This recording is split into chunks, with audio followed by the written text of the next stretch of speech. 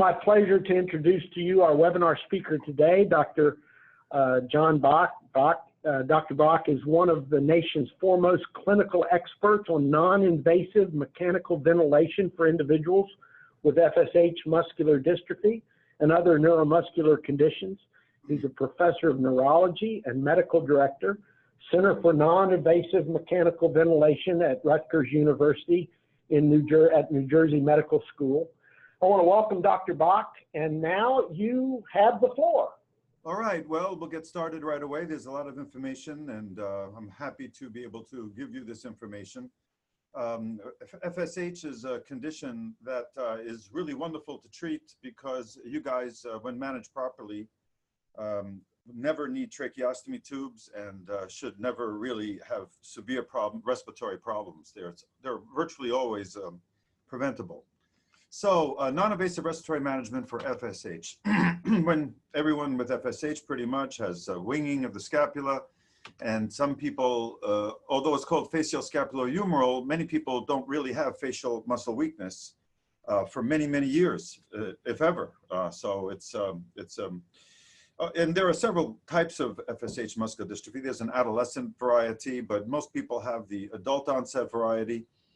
Very often it's a relatively mild condition. You know, I've only played golf once in my life, and that was on the Canary Islands with a colleague physician who every week plays golf with his patient who has FSH. And even though the patient could not raise his arms above his shoulders, his biceps were powerful and he was able to play a good game of golf. So let's get started with respiratory problems and solutions. Number one, in FSH, there's often orthopnea, which is shortness of breath when people lie on their backs. The treatment for that is NVS, non-invasive ventilatory support. It is not BiPAP, and it's certainly not CPAP. Okay, what is CPAP? CPAP is continuous positive airway pressure, which is like breathing with your head out of the window of your car going 50 or 60 miles an hour. It doesn't help you get deeper breaths at all. The whole idea is to keep the airway open so you can use your muscles to breathe. However, if the problem is that you have weak respiratory muscles, a weak diaphragm, CPAP is completely useless. BiPAP, I should explain what that is also, because CPAP and BiPAP are what is meant by NIV. NIV is non-invasive ventilation, but when physicians talk about NIV, they're invariably talking about CPAP and BiPAP. Excuse me. BiPAP is bi-level positive airway pressure. Now, historically, what happened in the 1980s, 1990, there were many people overweight who have obstructive apneas during sleep. And they would increase the CPAP to 15 centimeters of water, which is like breathing in a hurricane, and it still wouldn't keep the airway open. So a company that became Philips Respironics eventually created a device called bi-level positive airway pressure, which allows you to give a higher inspiratory pressure than expiratory pressure. So it's a continuous flow of air, like CPAP, a continuous flow of air, but the flow is greater when you inhale than when you exhale. The problem is that getting a flow of air, stopping you from exhaling, is counterproductive and is never a good idea for people with neuromuscular problems. However, sleep doctors who do polysomnograms all the time, they're used to treating old people who snore and who have normal respiratory muscles, so they prescribe everybody CPAP and BiPAP. It's not what people with FSH should be getting, but it is certainly better than nothing. CPAP is not better than nothing. BiPAP is certainly better than nothing. In fact, if BiPAP is used at an adequate inspiratory pressure, it can be very, very helpful. The problem is that most doctors prescribe it at very low pressures that do not do a lot of good. And then when patients go into respiratory failure, they're told they need trach tubes. Weak cough is just as critical as weak inspiratory muscles. The solution for that is the cough assist, or mechanical insufflation exsufflation. However, the cough assist is almost invariably used at inadequately low pressures. It has to be used at 50 to 60 centimeters of water pressure through the upper airway, that is through a mask or a mouthpiece. And through any kind of invasive airway tube, it has to be used at 60 to 70 centimeters of water pressure. When it's used at lower pressures, it is not very effective. Dysphagia and aspiration can be a significant problem in FSH. The solutions for that are positioning so that people do not aspirate, and also using the cough assist or mechanical inexsufflation. As long as the oxygen saturation is normal, you do not have any significant pneumonia or problems with aspiration. So everybody should have a $11 oximeter, which you can get online for $11. And in the stores, you have to pay 3 or 4 times as much. But you get an oximeter, and if you think you're aspirating a lot or something like that, check your oxygen saturation. If it's 95 or more, you should be okay, especially if you have a cough assist to help you if your coughing muscles are weak.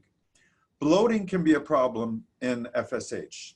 The solutions for that, number one, are medications, so-called prokinetic agents, like Reglan, erythromycin, and so on. Now, when people are swallowing air, and then they start using non-invasive ventilation, like nasal ventilation, the air swallowing tends to get worse. And on rare occasions, we have to say to the patient, you either get a gastrostomy or you get a tracheostomy. With the gastrostomy, you can leave the tube open, and then as the air goes into the stomach, it goes out the gastrostomy tube. Also, we convert people from volume preset ventilation to pressure preset ventilation, and that can resolve air swallowing too. That's a little bit technical, and if I get time, I'll explain the difference between volume and pressure cycling. But anyway, there are things that we can do to decrease the problem of air swallowing when that's associated with nasal ventilation. Now, you can have obstructive sleep apnea syndrome. Many people with FSH are in their 60s and 70s and so on, and even children can have obstructive sleep apneas. So CPAP and BiPAP can be helpful if the respiratory muscles have normal strength, but the problem is really obstructive apneas.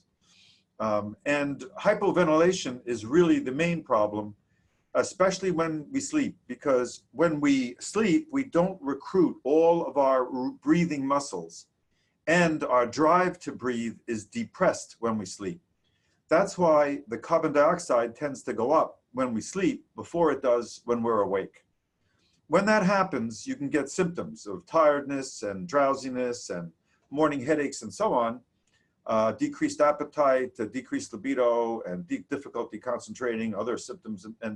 And the treatment for that is NVS, or non-invasive ventilatory support. Again, it's certainly not CPAP, and it's not BiPAP. Extubation difficulties. When people need surgery and need to be intubated for surgical procedures, whether it's you or me, after the anesthesia wears off, they take the tube out of our throats and we can breathe. However, with FSH, sometimes the breathing is weak. And when the breathing is weak, the doctors may think that they cannot take the tube out because the patient cannot breathe on their own. You can always be extubated to non-invasive ventilatory support and use the cough assist to clear airway secretions. And I mean always. But the clinicians usually do not know how to do any of this because they don't read my articles. So if you get into trouble and need to be intubated for surgery or need to be intubated for a pneumonia, send me an email or go onto a website, which I will show you, and get those articles for your clinicians. The intensive care doctors, a few of them will actually take the time to read them. I can't totally blame the doctors for not doing it because they dump so much computer clicking and other nonsense on physicians today that there's really very little time to take care of patients. But nevertheless, you can always be transferred to centers on the websites that will extubate people, whether they can breathe or not, without sticking a tube through their necks and into their throats. Now, there are 3 muscle groups to consider: the inspiratory muscles, mainly the diaphragm, the expiratory muscles, which are mainly the abdominal muscles, and the throat muscles, the bulbar innervated muscles. The inspiratory and expiratory muscles can be absolutely zero, and there's no need whatsoever for a tracheostomy tube. I will show you people who have 0 inspiratory and expiratory muscles for well over 60 years, and they have no respiratory problems at all, but they have to use non-invasive ventilation 24 hours a day for over 60 years. The throat muscles, however, we cannot replace. However, we can avoid aspiration by careful positioning and by judiciously and correctly using the cough assist. So as I mentioned, NIV is CPAP and low spans of positive airway pressure, bi-level positive airway pressure. When I say low spans, I mean BiPAP pressures that are not adequate for ventilatory support or for optimal respiratory muscle rest. Unfortunately, when patients are sent for polysomnograms, which are really not useful for people with FSH or any other neuromuscular condition, they're almost invariably put on low spans of BiPAP, and the CO2 is completely ignored and often very, very high. What patients need is NVS, not NIV. And again, BiPAP can be used for NVS, but the spans must be over 20 centimeters of water. So in other words, if you're getting an inspiratory PAP of 24 and an expiratory PAP of 4, that's a drive pressure of 20. That's adequate for good respiratory muscle rest and ventilatory support. But that's the same as having 20 and 0. So if your inspiratory pressure is 20 and you have no EPAP, 0 expiratory pressure, that's the same essentially as 24 IPAP and 4 of EPAP, 24 of inspiratory pressure and 4 of expiratory pressure. However, which is more comfortable? Obviously the 20 and 0. It's not only more comfortable, it's more effective. So again, that's why we do not use BiPAP, but unfortunately, that's pretty much all that physicians and therapists are familiar with, except in the centers that I will show you. NVS is non-invasive ventilatory support. Now, what I write for adults is a volume of 800 to 1500 milliliters with a physiologic backup rate, which is about 12 a minute. We usually breathe 12 to 14 times a minute at volumes of 500, 600, 700 milliliters per breath. However, I prescribe up to 1500 milliliters, and almost all my patients use 1200 to 1300 so they can vary their breaths, just like everybody does without thinking about it. Sometimes I take deep breaths, sometimes I take shallow breaths, and sometimes I take normal breaths of about 600. But it's very important that patients have this range of setting of like 1300 milliliters so that you can vary your breaths also, especially getting them through a nose piece or a mouthpiece during daytime hours. Overnight, we also use the same settings, but if there's a lot of air swallowing, we tend to switch patients to about 20 centimeters of water pressure, which also gives normal tidal volumes. And as I mentioned, you can use high spans of bi-level positive airway pressure, provided that the spans are significantly greater than 15 centimeters of water. If they're less than that, they'll help a little bit, but they won't save you indefinitely. So there are 3 aspects of management. There's long-term care, there's extubating people who are too weak to breathe without sticking a tube through their necks, and there's decannulation, that is removing the tracheostomy tubes of patients who never should have gotten them in the first place, which is essentially everybody with FSH and most other muscular dystrophies and so on. Nobody with any muscular dystrophy or myopathy ever needs a tracheostomy tube for ventilatory support. But when they're put in, we can generally take them out. By the way, it's a lot easier to extubate an unweanable patient than it is to take out the tracheostomy tube, because when you have a tracheostomy tube, it can cause a lot of damage to the trachea and the airway. And 4 out of 5 people on tracheostomy ventilation actually die because of the tube eventually. These are the websites, and the breathemvs.com has all the centers in the world that use non-invasive ventilatory support. Any place else doesn't do it. You'll end up with a tube in your neck or a tube down your throat that you don't need and so on. And it's sad, but that's the way it is. There's only a few centers in the United States because of the way the medical care in the United States is structured. Physicians are paid for doing invasive procedures, not for keeping people healthy, unfortunately. So if you want to avoid having a tube through your throat, through your neck into your throat, a tracheostomy tube, you'll probably have to go to the centers on these websites at one time or another. And again, who needs tracheostomy tubes? Well, people with Lou Gehrig's disease eventually do need tracheostomy tubes, but that's because they have an upper motor neuron component. Now, this is very technical. I don't want to get into it because people with FSH do not have this problem. But when there's spasticity in the upper throat, patients can require tracheostomy tubes. This happens when you have tumors in your brain or problems with the brain or the nerves that come down from the brain. This is not a problem in facioscapulohumeral muscular dystrophy, which is why nobody with myopathies ever needs a tracheostomy tube. This is a patient with Duchenne muscular dystrophy, a most severe muscular dystrophy. At the age of 14, he was already 24-hour event dependent, using a mouthpiece during the day and a lip seal at night. And I'll show you that. Here he is 27 years later at the age of 41. And another 48-year-old with Duchenne, also 25 years of 24-hour non-invasive ventilatory support. We have over 100 such patients. But most doctors will tell you that if your vital capacity goes down, you'll need a tracheostomy tube.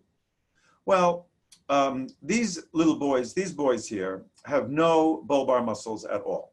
In fact, they have no muscle movement at all in any muscle anywhere. They cannot move their tongues a millimeter. They cannot grimace, cannot make a smile.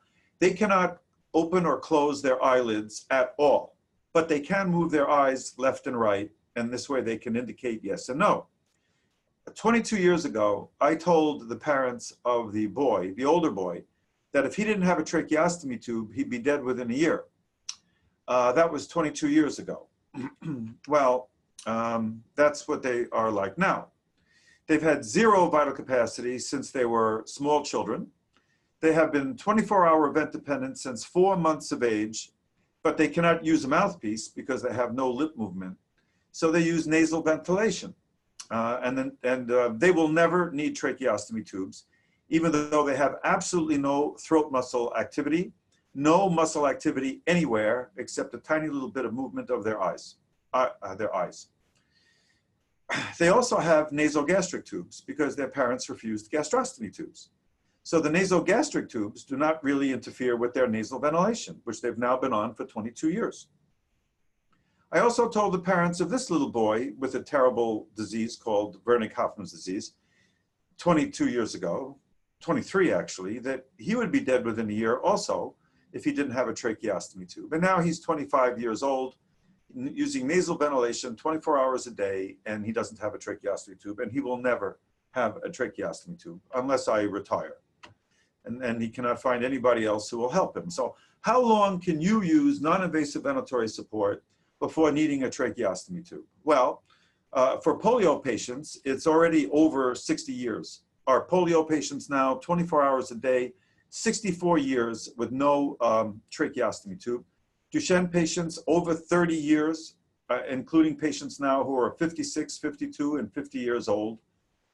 Wernicke-Hoffmann's disease, 25 years now. Even almost half of our Lou Gehrig's disease patients are able to use non-invasive support for 10 years. So all patients with myopathies and lower motor neuron diseases like spinal muscular atrophy, including FSH, none of those people, none of you people will ever need tracheostomy tubes. Now this is a woman who's now in her 70s, 64 years of 24-hour non-invasive ventilatory support. She only has movement above her neck, but that permits her to work full-time as a rehabilitation counselor. So she is not disabled for employment, even though she has no muscle movement and has been respirator dependent for 64 years, using a lip seal overnight, just like this patient and so on. With FSH, 24 hours a day for 48 years, using lip seal at night. This is a patient who had polio, 9 years of age. I met her in 1977. She has the mouthpiece there. Now she's about 75 years old. 24-hour non-invasive ventilatory support for 64 years. Another patient with FSH whose lips are not weak can use mouthpiece ventilation during the day, and a patient using nasal ventilation because the lips are too weak to use a mouthpiece. Now this happens to be a spinal cord injured patient whose tracheostomy tube we removed in 1992. She's still 24-hour vent user, but she doesn't have a trach tube. She uses a mouthpiece during the day. She's now 43 or 44 years old. So the problem is that there's really two respiratory problems. There's when you have lung disease, you have a failure of oxygenation, and supplemental oxygen can be very helpful. However, if anybody with FSH is given oxygen, you will go into respiratory failure sooner than if you're given nothing at all. I better repeat that. Nobody with FSH or any neuromuscular disease should ever be given oxygen at home unless they really want to die, unless they do not want to go to the hospital or ever be intubated or anything like that. Oxygen turns off the drive to breathe. It can cause the CO2 to go up by over 100 millimeters of mercury, and that can stop you from breathing completely. In fact, when you go to the emergency room complaining of shortness of breath, if they give you oxygen, you better tell them to be ready to intubate you, because you may very well stop breathing, and that's what happens to almost everybody when they're not using non-invasive ventilatory support, just using CPAP or BiPAP. The other problem is failure of ventilation, which is what you guys have. Patients whose diaphragms are weak need to be ventilated, to ventilate the lungs. So most common errors are problems with symptoms. If you can walk, people complain of shortness of breath walking. But people in wheelchairs usually don't do that. They usually complain of anxiety and inability to sleep.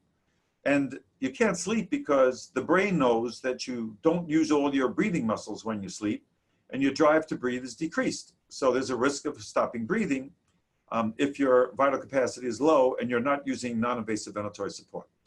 Pulmonary function testing that you guys are sent to are virtually completely useless. The only thing of any use at all is the vital capacity. And the most important vital capacity is the one when you're lying down, not when you're sitting, because that's the one that's usually lower and is associated with underventilation during sleep. PFTs, or pulmonary functions laboratories, all those tests are designed for people with lung and airways diseases. Like I said, they're essentially useless for people with FSH. Polysomnographies are also almost completely useless for people with FSH or any neuromuscular disease. Doctors can make a lot of money doing them, so they keep doing them. But unfortunately, if they don't monitor the carbon dioxide, which usually they don't, they treat people with CPAP and BiPAP and oxygen and do them little or no good at all. All the patients managed in this way end up either dying from respiratory failure or getting tracheostomy tubes in their necks and eventually dying, most likely, from complications of the tube.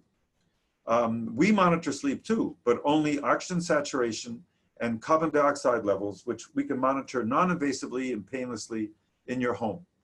Nobody needs arterial blood gases either because of non-invasive carbon dioxide monitoring and oxygen saturation monitoring.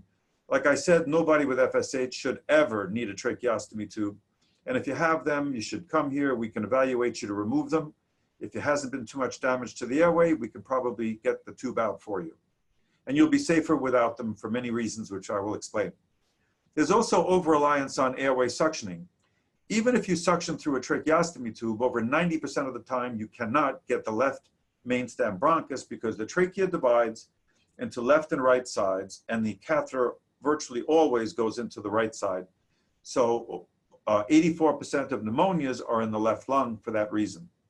Suctioning is not so effective and it's very uncomfortable. It's better to use the cough assist mechanical inexsufflation. And don't even think about receiving oxygen unless they've made an attempt to normalize your oxygen saturation by normalizing your ventilation with non-invasive ventilatory support, NVS, and especially by using the cough assist correctly. As I mentioned, if you're given oxygen and sent home with it, you will be back in respiratory failure sooner than if the doctors do absolutely nothing for you. And patients on 24-hour non-invasive ventilation have fewer hospitalizations and pneumonias than people with tracheostomy tubes, whether they use a ventilator or not. Supplemental oxygen not only turns off your drive to breathe, it makes the oximeter useless as a gauge of ventilation and airway secretion congestion. So in other words, if the oxygen saturation normal is 95 and more, if it's 94, it is not normal. And there's only 3 possible reasons for that. Your carbon dioxide is high because you're not getting enough air, which is easily corrected by non-invasive ventilatory support. You have airway secretions, which you're not using the cough assist to expulse. If you use the cough assist correctly and cannot get the airway secretions out, and your carbon dioxide is normal because you're using your ventilator correctly, and your oxygen saturation baseline stays less than 95, you probably have pneumonia and need to go to a hospital. And you may need to be intubated, but you can always be extubated back to non-invasive ventilatory support. However, your local doctors will definitely not know that unless you go to the centers that are on that website. The PFTs, as I mentioned, the pulmonary function testing is designed for people with lung and airways diseases. It's almost useless for people with FSH. Why not just get tracheostomy tubes for everybody? Well, there are foreign bodies with very bad bacteria always on them, and those bacteria cannot be rid by using antibiotics because the antibiotics don't get to them. It causes tracheal stenosis, or a narrowing of the airway, 17 to 65% of the time. And that's one of the reasons that people die from the tube. The bacteria that are carried and are dumped into the lungs themselves are more or as much as people with acute pneumonias. There's so much pathogenic bacteria in the lungs. So that's why patients with tracheostomy tubes get a lot more pneumonias than people on non-invasive ventilatory support. Also, people on trach ventilation are bypassing the nose and mouth, so they ask for more air. Their carbon dioxides go down. They get increased ventilation. Carbon dioxides go down, and their brain gets used to hyperventilation. So if they're disconnected from the ventilator, there's no way that they can hyperventilate themselves because you can't really normal ventilate yourself either, and that's why people got trached in the first place. So when we take the trach out, the carbon dioxide goes up to normal, and the patients can wean from the ventilator. The trach tube makes it much more difficult to wean from ventilation than using non-invasive ventilation. Also, trach ventilation deconditions the diaphragm, makes the diaphragm weaker. But you can also die from fistula and hemorrhages and tracheal rupture and so on. There's many reasons why people on trach ventilation die because of the trach tube. 4 out of 5 of our ALS patients on trach ventilation die because of the tracheostomy tubes after a mean of about 6 or 7 years. So again, getting back to those inspiratory and expiratory muscles, the way we evaluate them is by measuring carbon dioxide at the nose. We just sample the air that's exhaled. That tells us the carbon dioxide in the blood. We measure the oxygen saturation, which you can do with an $11 oximeter. We measure cough flows, which is with a $15 peak flow meter, but you don't blow through there, you cough through there. And we use a spirometer to measure not only the vital capacity when you're sitting, but also, more importantly, the vital capacity when you're lying down, and also how much air you can get into your lungs. We call that lung volume recruitment, and there's both active and passive lung volume recruitment. When the vital capacity goes below about 40%, the cough flows also become ineffective because the first part of coughing is taking a deep breath. The second part is contracting the chest and abdominal muscles and generating pressure, holding it with the throat, the glottis, and creating an effective cough flow. So as the vital capacity goes down, the effectiveness of coughing also decreases, and people become susceptible to pneumonias when they get colds. So our goals are to maintain normal chest wall compliance, elasticity, to optimize cough flows, and to maintain normal ventilation. The way we teach lung volume recruitment actively is by air stacking, by giving the patient a deep breath through a mouthpiece or through a nose piece or through a lip seal if the lips are weak, and the throat holds that air. Now you can also do it by frog breathing. If you can see me there, I'm going to frog breathe. I can ventilate my lungs all day long if I have no muscles below my neck whatsoever by using my tongue. Frogs don't have diaphragms. They use their tongue to ventilate their lungs. And we can do that also. And you know, if I get hit by a truck and lose all my muscles below my neck and I'm not unconscious, I can frog breathe all day long. Nobody would ever have to intubate me. And this is an example of somebody whose vital capacity went to 0. And the ability to air stack, though, was excellent, 1.7 liters. However, the frog breathing capacity also gradually went down because the throat muscles got weaker and weaker and became ineffective after about age 42. So when people air stack, and as I mentioned, you can air stack through the nose, you get consecutive volumes of air, you hold them and blow them into the spirometer. We call that the maximum insufflation capacity. This is a patient with the vital capacity of 900 milliliters, but she's able to air stack to almost 3,000 milliliters, which gives her an effective cough and the ability to shout and speak a long time on one breath. And a patient with 0 vital capacity, who can go all day long with 12 breaths of frog breathing and can frog breathe to deep volumes of air to cough effectively too. The second goal is to increase cough flows because mucus plugs can cause the lung to collapse in no time. You first need to take a breath or get a volume of air over 2 liters.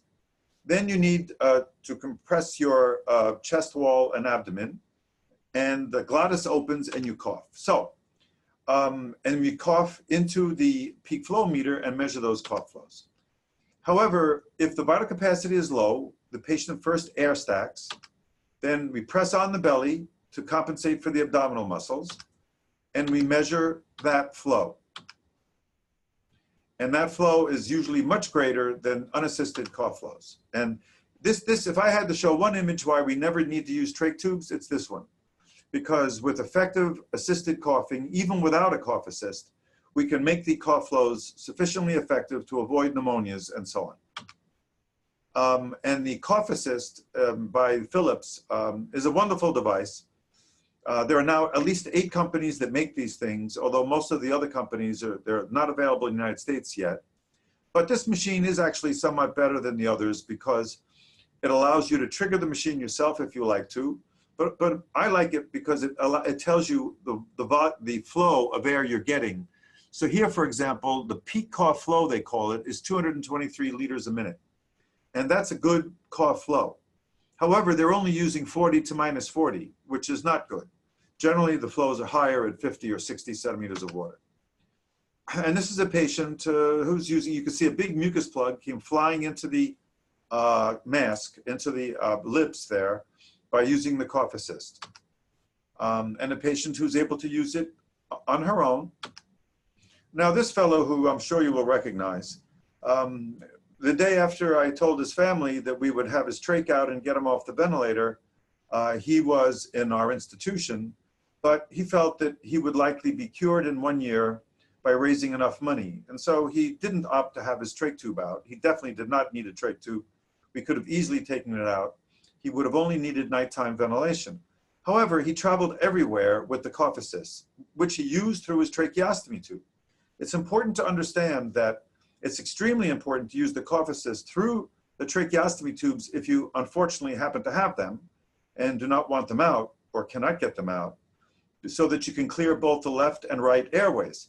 It's also important to use them through the intubation tube if you have to be intubated for surgery or for pneumonia.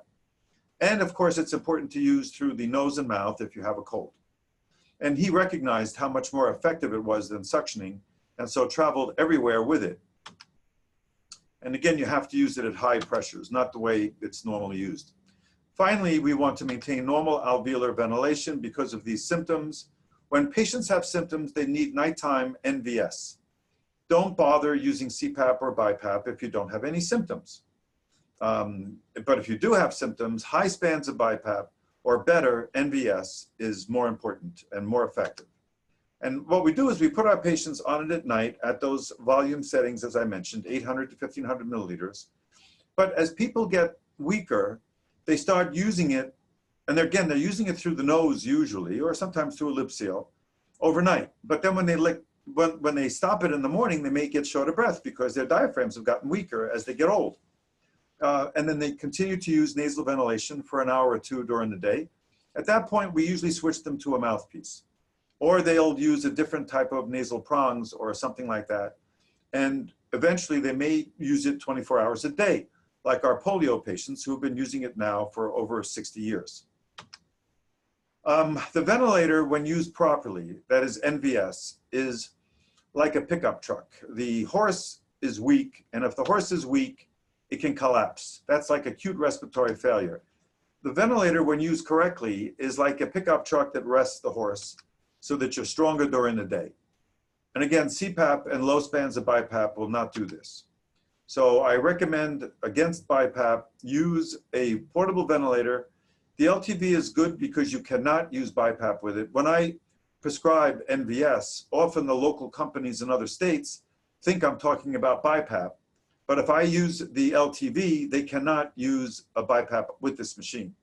However, the Trilogy has 11 ventilation modes. 2 of them are BiPAP modes. So it is possible to use BiPAP on the Trilogy. And since that's all that most home care respiratory therapists know, even when I write to use NVS, they often mistakenly put patients on BiPAP. So it's a little bit complicated. Everybody's got a different shaped nose, so don't expect the inexpensive CPAP mask to be comfortable for everybody. And these are different nose pieces, muscular dystrophy patients. Air can leak out of the mouth, and the carbon dioxide can go up and the saturation down. And when the saturation goes down a lot because of air leak, do not stuff the mouth, it doesn't work. Do not tape the mouth, that doesn't work.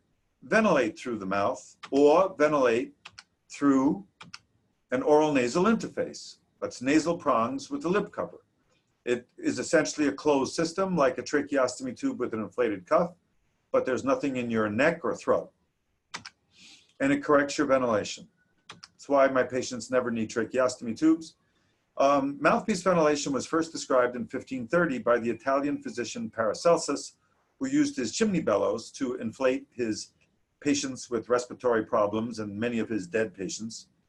I don't think that there were any outcome studies on how many he revived this way, but there must have been an insurance code for it because doctors had chimney bellows for 300 years in Europe and inflated their patients who were short of breath using their chimney bellows through the mouth like this. And you can use a mouthpiece to normalize the CO2 during the day, like this, adjacent to the sip and puff controls of the motorized wheelchair. Chin control motorized wheelchair with the mouthpiece for daytime ventilatory support. Daytime ventilatory support through a mouthpiece was first described in 1953 in Ranchos Los Amigos, where Dr. Alfeld said, you just hang the mouthpiece by the patients, they grip it with their lips when they want it, and when they don't want it, they let it go. It's just too simple. I don't know why people hadn't thought of this a long time ago. That was 1953. My paper in 1993 was a paper on 257 patients who used it 24 hours a day instead of tracheostomy tubes. But it was 2013, 60 years later, that Respironics put a non-invasive ventilation mode on their ventilators. And now there are many, many hundreds of patients in Europe and in South America using 24-hour non-invasive ventilatory support. Not in the United States because of the tremendous financial motives of putting in tracheostomy tubes and so on, and rather than learning how to use non-invasive support. In fact, there is 166,000 ICD-10 codes for diagnosis and or CPT codes for procedures. There is none for extubating unweanable patients without sticking a trach tube in their necks, for example. Again, the Trilogy has a kiss trigger where when you touch the piece, it gives you the air. You should know about pneumo belts. A pneumo belt goes on the belly, presses against the belly, and ventilates the lungs. It's the air sac that's attached to the ventilator, not the nose, the mouth, or the neck. It's back on the market now by the Dima company in Italy. As you see, there's nothing in the nose, the mouth, or the neck, and this patient's been using a pneumo belt for 15 years. He used it for 48 years. You measure people this way, and there's the so-called Luna DS, which is a ventilator powerful enough to inflate the air sac in the belly, in the belt, and it's a very good ventilator for daytime ventilatory support. So how do you avoid respiratory failure and tracheotomies? Very simply by maintaining oxygen saturation 95% or more all day without ever getting any oxygen at home. And especially during chest colds, when you got to put the oximeter on and keep it normal all day. You use the cough assist all day long and all night long if necessary to keep the saturation normal. And if you cannot keep it normal, you have to go to the hospital. But then you must expect to be intubated and maybe need to be transferred to us if I cannot convince your local doctors and my papers and books cannot convince them to extubate you to non-invasive support. Avoid oxygen. And this is a patient who is intubated with no ability to breathe whatsoever. She didn't satisfy any weaning or extubation criteria. However, we extubate her to full non-invasive ventilatory support through a nose mask. Use the cough assist to clear secretions. She used a lip seal, a mouthpiece during the day, and so on. And I may be running out of time. I actually do not have a watch. But we reported 257 patients. We were successful at extubating everybody except for 2 ALS patients. And as I mentioned, ALS patients eventually do need tracheostomy tubes because of upper airway spasticity that never happens in FSH or any other myopathic or muscular dystrophy type illness. We also remove the trach tubes of patients. We've actually removed the trach tubes of ALS patients who never should have gotten them. They got them only because they were too weak to breathe. That's no reason for it. This is a muscular dystrophy patient, FSH. They tried to wean her in New York City hospitals for 6 months. They finally gave up, sent her to us. We got her home in 4 days by simply removing her trach tube, putting her on non-invasive support through a mouthpiece. And the reason she couldn't go home with a trach tube was because she lived on an ashram and there was no one there who would suction her. But we got the trach tube out, it was no problem. It took me she arrived on a Friday, we took the trach tube out Friday afternoon. This is the Saturday morning. She's ventilating through a mouthpiece all day and she used nasal ventilation at night. Excuse me, I'm sorry, I'm doing a webinar, call back. And this is actually an ALS patient whose trach tube we removed. And this is how we remove it. We put the patient on non-invasive support through a mouthpiece or nasal interface, cover the ostomy so that the air doesn't blow out of the ostomy. We got a cane tip, put the cane tip over the ostomy, create counter pressure with an ACE bandage, and cover it, and the patient ventilates using nasal ventilation during the day, mouthpiece at night. This is a patient with FSH, muscular dystrophy. He was on 24-hour non-invasive ventilation for 15 years, but he got pneumonia. They intubated him, made him comatose, sedated him so that he couldn't communicate, told his family he needed a trach tube.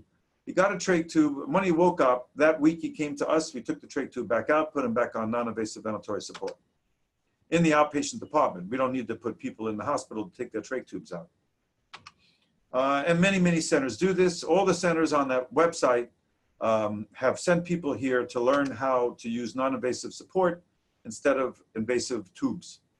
So when do patients need trach tubes? When cough assist flows do not exceed 100 liters a minute and airway secretions cannot be expulsed by using the cough assist, and the oxygen saturation baseline stays less than 95%. Nobody wants a tracheostomy tube. Non-invasive management is better for swallowing, speech, sleep, appearance, comfort, convenience, security, and overall. In conclusion, no one with any myopathic disease ever needs a trach tube. Only patients with brain disease and ALS do. The cough assist must be used at 60 to 70 centimeters of water pressure through invasive airway tubes and 40 to 60 centimeters of water pressure through the upper airway. But when you use non-invasive ventilatory support, you must have access to a cough assist for times if you need to be intubated for surgery or if you get colds. My last book I'm updating now, hopefully in the next few months it'll be ready. This book came out in 2004. You can get it, still available, but I'm trying to update this book now. Update will be done soon. I really refer you to these websites. Breathe VB is a patient forum.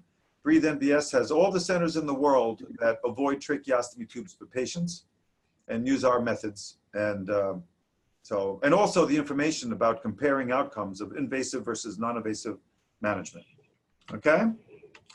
I'm not sure what time it is actually, but it's probably close to. Wow, that was amazing, Doctor. Thank you. We have about 15 minutes, maybe 10 minutes or so for some questions, and some questions have come in. Here's one from one of our viewers.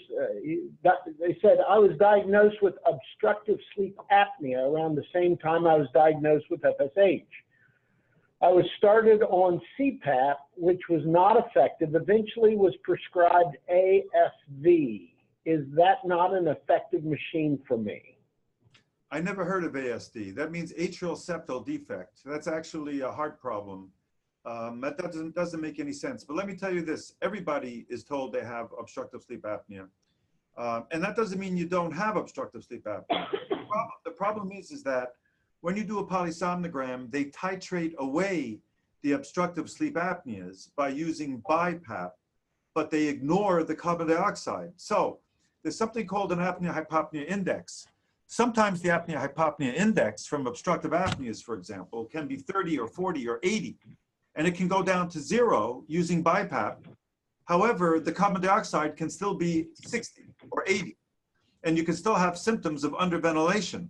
So what they do is they continue to titrate BiPAP at ridiculous settings of like 23 of IPAP and 19 of EPAP, which is a span of 4 and doesn't help you breathe.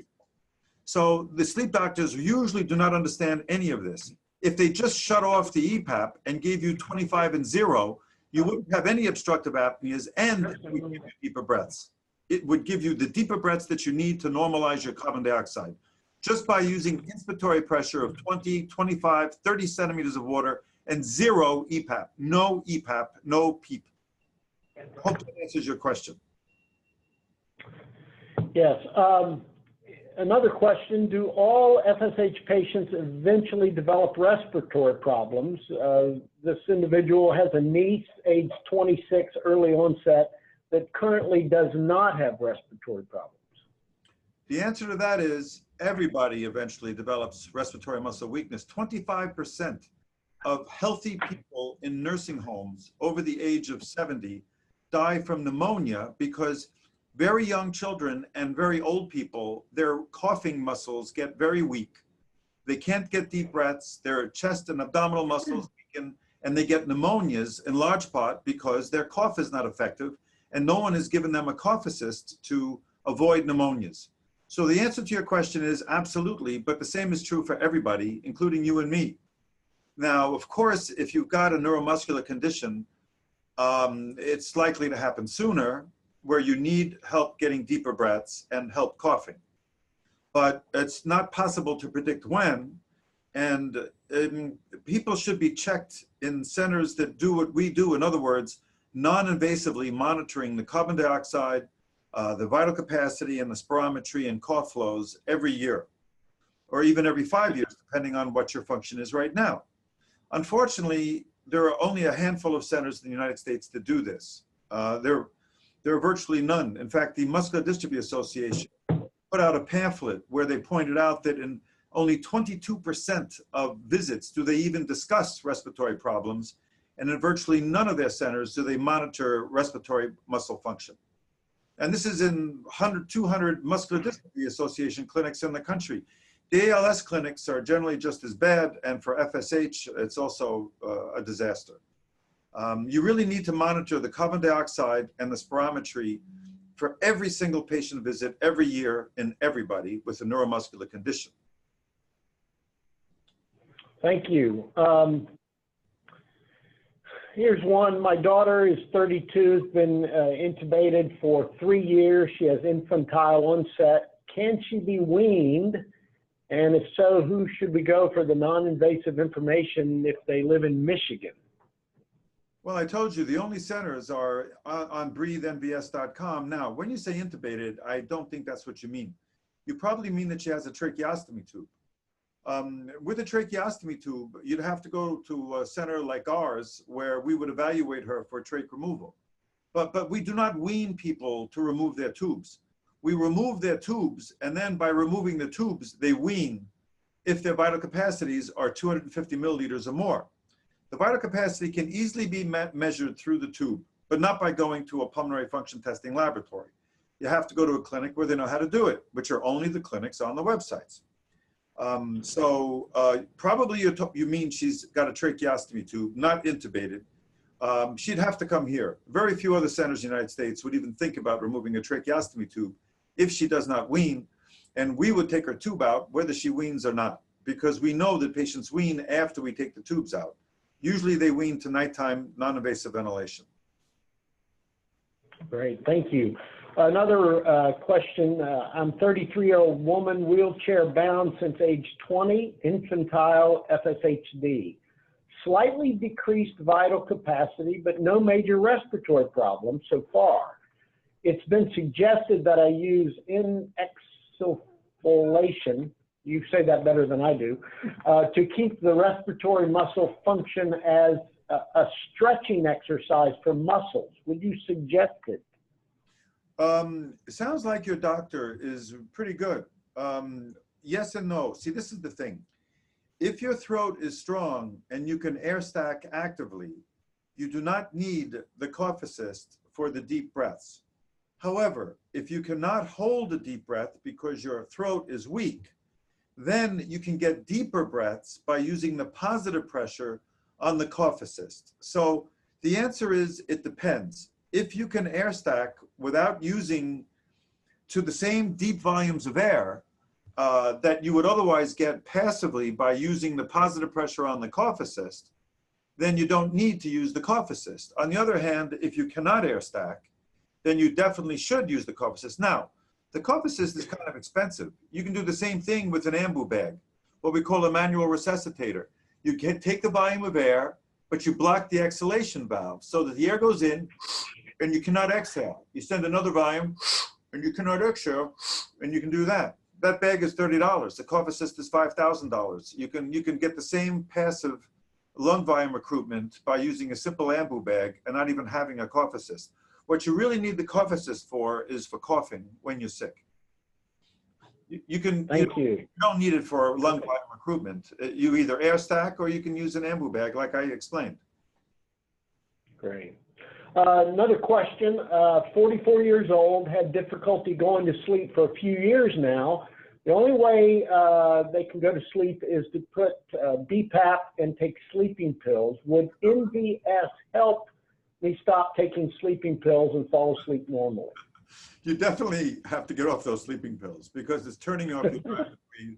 And also the BiPAP, I'm sure, is set at 12 and 5 or 8 and 4 or 15 and 7, something that's grossly inadequate. Of course, you're on the wrong settings. I have no doubt about that. If your doctor is not in one of our centers, you are not on the correct settings. I mean, it's extremely, extremely unlikely that you're on adequate settings. In fact, you shouldn't be on BiPAP. So I recommend you go to one of the centers on the website. And again, there's not many in the United States. One of the doctors from Ottawa, Doug McKim, came here 25 years ago. In 1 week, he learned everything. He does a great job. There are other centers in Montreal and in Ottawa. There are centers in Seattle, in Dallas, and in Pittsburgh, but there are really very few others in the United States. Great. By the way, the individual who sent the question about ASV says it stands for adaptive servo ventilation. That's BiPAP. It's another way of saying BiPAP. Understood. It limits how much. See, the problem with that is that you're limited to a specific volume, which is the normal volume. But the problem is that we don't breathe normal volumes. We vary our breaths. And if you get the same low volume with each breath, it means that your lungs shrink because you're not getting lung volume recruitment. So it's just another BiPAP mode. It's better than nothing, but I don't recommend it because you really need to vary the tidal volumes and need to get lung volume recruitment to keep the lungs healthy.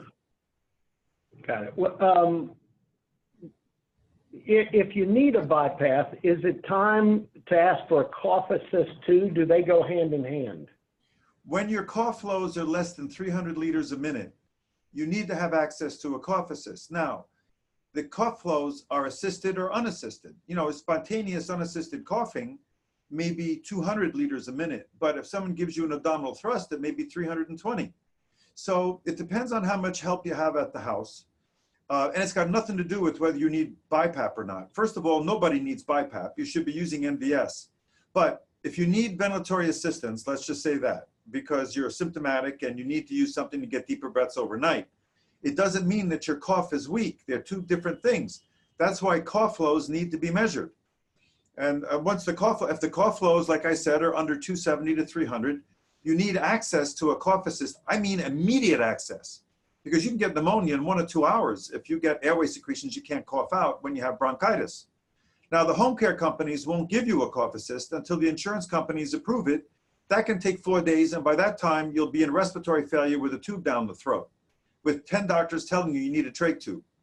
So if you come from out of state, I would normally prescribe the cough assist if your cough flows are under 300.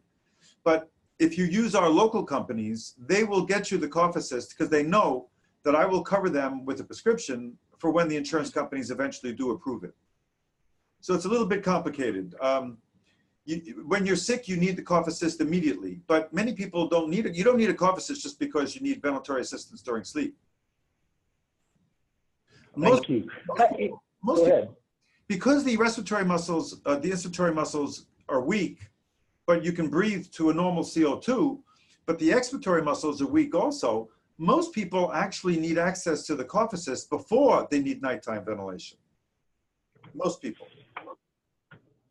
Excellent, excellent. We're coming to the conclusion of our time, and this has been most engaging and most informative, and I believe most empowering. So I want to thank you, Doctor, for your time. I know it's precious. You've given it to us freely, and again, I appreciate it, and on behalf of our families, I appreciate it. So thank you. Our next webinar is scheduled for August 1st at noon. Our guest speaker will be Dr. Catherine Wagner. She's a leading researcher and FSHD doctor at Kennedy Krieger Institute in Baltimore, Maryland. You can register for that webinar on our website under the events calendar. Again, I want to express on behalf of our families an appreciation to Dr. Bach and all who've attended our webinar. We have a large number for your participation today. Thank you very much, and goodbye until next time. Goodbye, and it was a pleasure. Bye-bye. Thank you, Doctor.